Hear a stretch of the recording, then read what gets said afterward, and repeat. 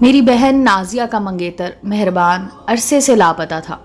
سارے گھر والے ان کو سمجھا سمجھا کر تھک گئے کہ اس کا خیال دل سے نکال دو، وہ اب کبھی واپس نہیں آئے گا، مگر میری بہن کو یقین تھا کہ ایک دن ضرور واپس آئے گا۔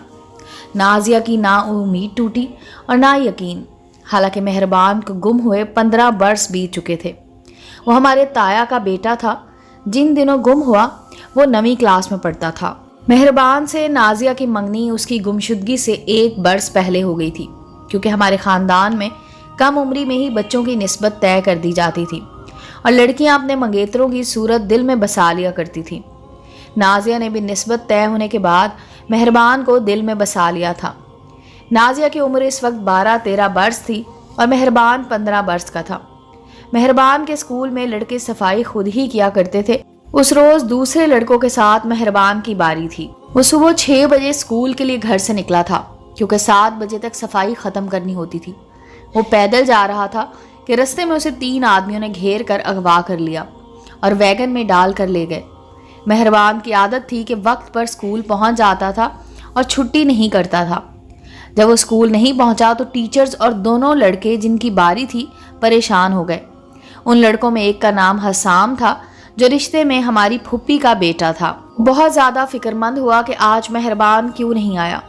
خیال کیا شاید اس کی طبیعت خراب ہو گئی ہو۔ چھٹی کے بعد حسام میرے تایا کے گھر معلوم کرنے آیا کہ آج مہربان اسکول سے کیوں غیر حاضر ہوا ہے۔ حسام کی زبانی یہ سن کر تائی بھی پریشان ہو گئی، کیونکہ مہربان کہیں اور نہیں جاتا تھا بلکہ سیدھا گھر آتا تھا۔ تمام دن اسکول سے غیر حاضر، مطلب تو یہی تھا کہ اس کے ساتھ کوئی غیر معمولی حادثہ پیش آ چکا ہے۔ تائی نے فوراً حسام کو مہربان کے والد کو بلانے بھیجا۔ ماں تو ماں ہوتی ہے اور اس کے دل میں ہزاروں وسوسے جنم لینے لگتے ہیں۔ تائی کو قرار نہ آیا۔ ہمارا گھر ان کے مکان کے برابر میں تھا۔ وہ دوڑی ہوئی آئیں اور بتایا کہ مہربان گم ہو گیا ہے۔ یہ بات سن کر ہم سبھی پریشان ہو گئے، مگر نازیہ کی پریشانی دیدنی تھی۔ اس کا چہرہ ایسے ہو گیا جیسے کسی نے اس کا سارا خون نکال لیا ہو۔ سبھی اس کی تلاش میں سرگرداں ہو گئے، مگر اس کا کوئی سراغ نہیں ملا۔ تائی کا رو رو کر برا حال تھا۔ وہ شوہر کو کہتی تھی کہ تم کیسے پولیس انسپکٹر ہو جو اپنے بیٹے کو تلاش نہیں کر سکتے۔ تایا خود حیران پریشان کہ کیا کرے۔ ہمارے گھر میں سب سکتے میں تھے، کھانے پینے کا ہوش نہ رہا تھا، لیکن نازیہ میری بہن بیچاری کی تو جیسے کسی نے سب خوشیاں ہی چھین لی تھی۔ کمرے میں جاتی اور کونے میں منہ دے کر سسکیاں لینے لگتی تھی۔ میں اسے تسلی دیتی تھی، رو مت، مہربان لالا جلدی آ جائے گا، مگر یہ تو بس جھوٹی تسلی کے 2 بول تھے۔ مجھے کیا علم تھا کہ وہ کہاں ہے اور کب آئے گا بھی یا نہیں۔ وقت گزرتا رہا، دن ہفتوں میں اور ہفتے مہینوں میں بدلتے رہے، یہاں تک کہ مہربان کو گم ہوئے 12 سال گزر گئے۔ وہ اپنے والدین کی اکلوتی اولاد تھا، تبھی تایا اور تائی کو صبر نہ آ سکا۔ ان کی تو زندگی اندھیر ہو چکی تھی۔ نازیہ کے رشتے آنے لگے۔ والدین چاہتے تھے کہ اس کے فرض سے سبکدوش ہو جائیں تاکہ دوسرے بچوں کے بارے میں سوچیں، مگر میری بہن شادی کا سن کر ہی پریشان ہو جاتی اور انکار کر دیتی، کہتی کہ میں اب شادی نہیں کروں گی۔ مجھے یقین ہے مہربان زندہ ہے اور ضرور کبھی نہ کبھی آ جائے گا، پھر آپ لوگ اسے کیا جواب دیں گے۔ نازیہ کے ذہن پر مہربان کی گمشدگی کے دن سے جو افسردگی چھائی تھی، اس کے اثرات ابھی تک جوں کے توں باقی تھے۔ وہ ایک پل کے لیے بھی اس کی یاد سے غافل نہ ہوئی تھی۔ اماں ابا دونوں ہی پریشان رہتے تھے کہ اس لڑکی کا کیا بنے گا۔ وقت گزرنے کے ساتھ ساتھ اس کی شادی کی عمر بھی نکل جائے گی، پھر رشتے آنے بند ہو جائیں گے۔ اس بار ایک ڈاکٹر کے بیٹے کا رشتہ آیا۔ والدین نے اس سے پوچھے بغیر ہاں کر دی۔ میں نے بھی سمجھایا کہ دیکھو، اپنی اور ہماری زندگیاں تباہ نہ کرو۔ اگر مہربان کو لوٹ کر آنا ہوتا تو اب تک لوٹ آتا، ورنہ اپنی کوئی خیر خبر ہی بھجوا دیتا۔ لگتا ہے کہ وہ اب اس دنیا میں نہیں ہے۔ اب والدین کا مزید دل نہ دکھاؤ، غرض اسی طرح کہہ کر میں نے اسے خاموش رہنے پر مجبور کر دیا۔ جس دن اس کی ارباب گل سے منگنی تھی وہ بہت اداس تھی، بہت مشکل سے ضبط کیے تھی۔ حسام آیا تو اس سے کہنے لگی، حسام بھائی میری مدد کرو، تم تو مہربان کے دوست ہو، تم ہی اس کا کچھ خیال کرو۔ جب وہ واپس آئے گا اور مجھے نہیں پائے گا تو تم سے بھی پوچھے گا کہ تم نے دوستی کا ایک کیسا حق ادا کیا، تم نے بھی نازیہ کی مدد نہیں کی۔ حسام ایک جذباتی لڑکا تھا اور اسے مہربان سے بہت محبت تھی۔ जब से वो खोया था वो भी हमेशा उदास रहता था। उसने कहा, नाजिया बहना बोलो, मैं तुम्हारी क्या मदद कर सकता हूँ? किसी तरह कुछ ऐसा करो कि मेरी मंगनी ना हो सके। वो कुछ देर सोचता रहा, फिर उसने कहा कि मैं जाकर अरबाब गुल की गाड़ी की हवा निकाल देता हूँ। ऐन वक्त पर उसकी गाड़ी ना चलेगी। उसकी मासूम सोच पर मैं दिल ही दिल में कुढ़ने लगी कि ऐसा करने से क्या मंगनी की तकरीबात रुकती हैं। उसने ऐसा ही किया। गाड़ी के पहियों से हवा निकाल दी। गुल अरबाब और उसके साथ बैठे हुए लोग उतर गए और सड़क के किनारे खड़े हो गए। अरबाब का वालिद अपने दोस्त की गाड़ी में बैठकर करीबी शहर चला गया ताकि दूसरी गाड़ी ले आए जो उसके बेटे के शायाने शान हो। उसे शहर गए चंद ही मिनट हुए थे कि जिस जगह गुल अरबाब और उसके साथी खड़े थे वहां हादसा हो गया और एक तेज रफ्तार ट्रक मुखालिफ सिमत में आती गाड़ी से टकरा गया। ट्रक को फौरन आग लग गई, जिसकी जद में आकर ये लोग भी झुलस गए। हादसे के मुतासरीन को हस्पताल ले जाया गया, जिनमें गुल अरबाब भी था। इस हादसा नागहानी की वजह से मंगनी की तकरीब मुलतवी हो गई और नाजिया के वालिदैन पछताने लगे कि उन्होंने बेटी की मर्जी के बगैर रिश्ता करके जो जुल्म किया है, शायद उसकी वजह से ऐसा हुआ है।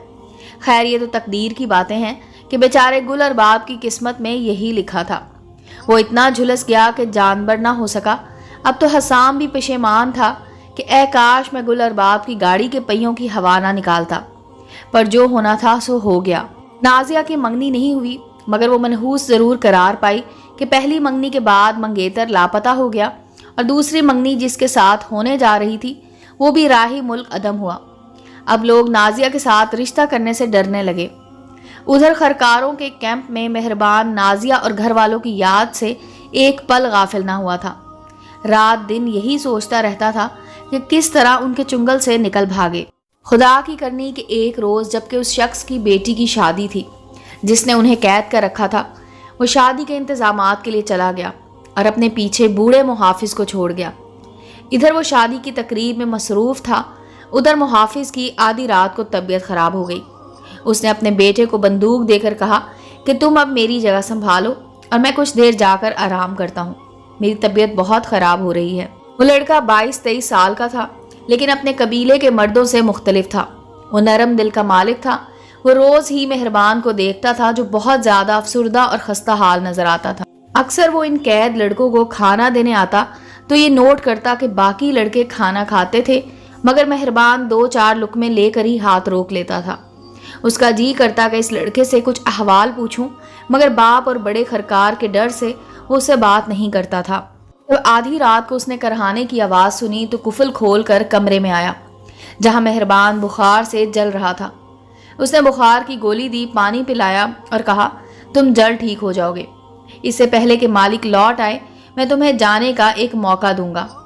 यह सुनकर मेहरबान को अपने कानों पर यकीन न आया। मुहाफिज के बेटे ने मालिक के छोटे बेटे को, जो उसका दोस्त था, एतमाद में लिया कि इस लड़के को यहाँ से फरार कराना है। इसकी हालत ठीक नहीं है, ये वैसे ही चंद दिनों में मरने वाला है, तुम इस पर रहम करो और उसको मौका दो। वो लड़का मान गया। एक रात गुजर गई। उम्मीद की किरण ने उसके तन मुर्दा में नई रूह फोंक दी थी।